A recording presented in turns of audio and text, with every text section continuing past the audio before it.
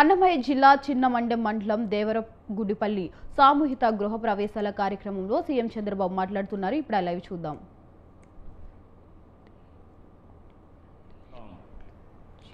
ఇంకో పక్కన మున్సిపాలిటీకి కూడా 100% త్రాగునీరు ఇచ్చే బాధ్యత, ట్యాప్ వాటర్ ఇచ్చే బాధ్యత మేము తీసుకుంటామని మీ అందరికీ హామీ ఇస్తున్నా.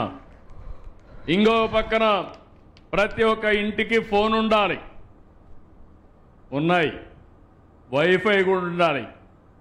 ఆ ఫోన్ వల్ల లాభం ఏంటో మళ్ళీ మాట్లాడతా. మీ ఇంట్లో అందరిలో కూడా ఫోన్ ఉండాలి, వైఫై ఉండాలి. మీరు ఏ పని కావాలన్నా ఇంట్లో చేసుకోవాలి తప్ప ఎక్కడికి పోయే పని లేకుండా చేస్తాను. ఇంకో పక్క మీ గ్రామాలు, మీ టౌన్స్ అన్నీ కూడా పరిశుభ్రంగా ఉండాలి. సిమెంట్ రోడ్లు వేసుకోవాలి, డ్రైనేజ్ వ్యవస్థ ఉండాలి, మురుగునీరంతా కూడా ట్రీట్ చేయాలి, వీధి దీపాలు బాగుండాలి. అవి కూడా నాశనం చేసి ఇప్పుడు అన్నీ కూడా రిపేర్లు చేసే పరిస్థితికి వచ్చాం.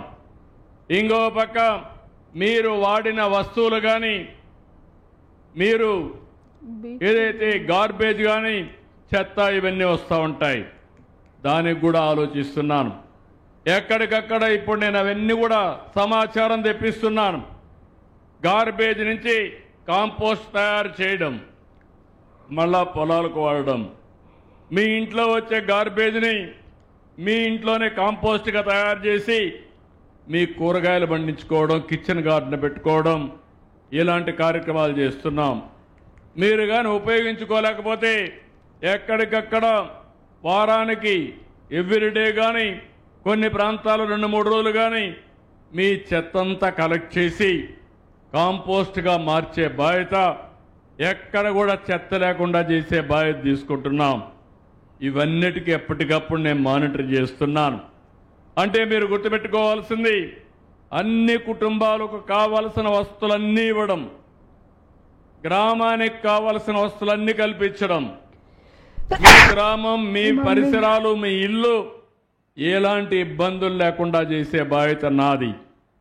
దీనివల్ల వ్యక్తిగత ప్రయోజనాలు, ఇండివిజువల్స్ ఉన్నారు, అందరికీ బాధ్యత ఉండాలి, భద్రత ఉండాలి.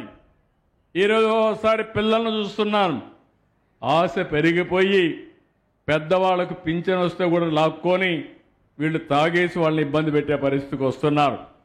అందుకే నేను ఆలోచించేది, ఈ రాష్ట్రంలో ప్రతి ఒక్కరు కూడా గౌరవప్రదంగా బతకాలని నేరుగా మీకు పింఛన్ ఇస్తున్నాను తప్ప కుటుంబానికి కాదని కూడా మీకు అందరికీ విజ్ఞప్తి చేస్తున్నా. ప్రతి ఒక్కరికి భద్రత కల్పించడం, రెండోది కుటుంబాన్ని కలపడం కూడా. ఒకప్పుడైతే నేను పింఛన్ 4,000, 6,000, 10,000, 15,000 ఇవ్వనప్పుడు మీ ఇంట్లో వాళ్ళు మిమ్మల్ని భారంగా చూసేవాళ్ళు. ఇప్పుడు మాత్రం మిమ్మల్ని గౌరవంగా చూస్తున్నారు. ఆ 4,000 వస్తూ ఉంది కాబట్టి కోడలు బాగా చూసుకుంటుంది, కొడుకు కూడా బాగా చూసుకుంటాడు, అందరూ కూడా అవునా కాదా అని మిమ్మల్ని అడుగుతున్నా.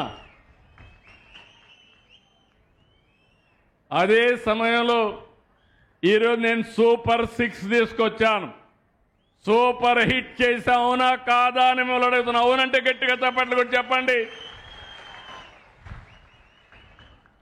నా పక్కనే ఆడబిడ్డ కూర్చునింది, ముస్లిం ఆడబిడ్డ, 4 పిల్లలు, 3కి తల్లికి వందనం వస్తుంది, 4వ వాడు చిన్నవాడు, ఇంకా స్కూలుకు పోలేదు, తొందరలోనే వాడికి కూడా వస్తుంది.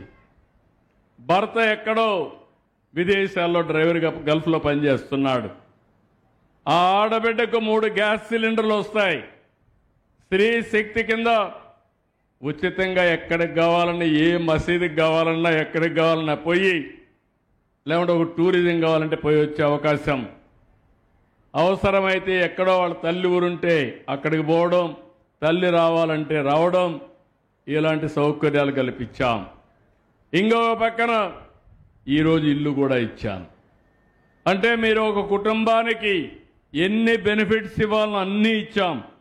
ఇందులో పెన్షన్ ఇచ్చాం, రేషన్ ఇస్తున్నాం, గ్యాస్ ఇచ్చాం, తల్లికి వందనం ఇచ్చాం, అన్నదాత సుఖీభవ ఇచ్చాం, స్త్రీ శక్తి కింద ఉచిత బస్సులు ఇచ్చాం. 20 లక్షల మందికి ఉద్యోగాలు